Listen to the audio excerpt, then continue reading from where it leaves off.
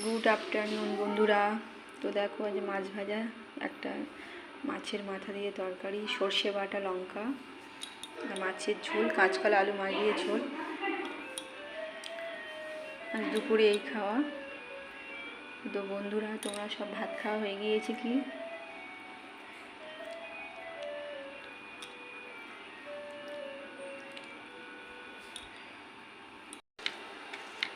তো বন্ধুরা দেখো, এখন দুপুরে ভাত খেতে বসে গিয়েছি।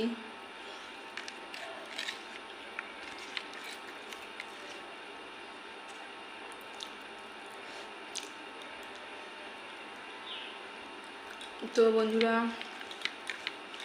তোমরা কেমন আছো?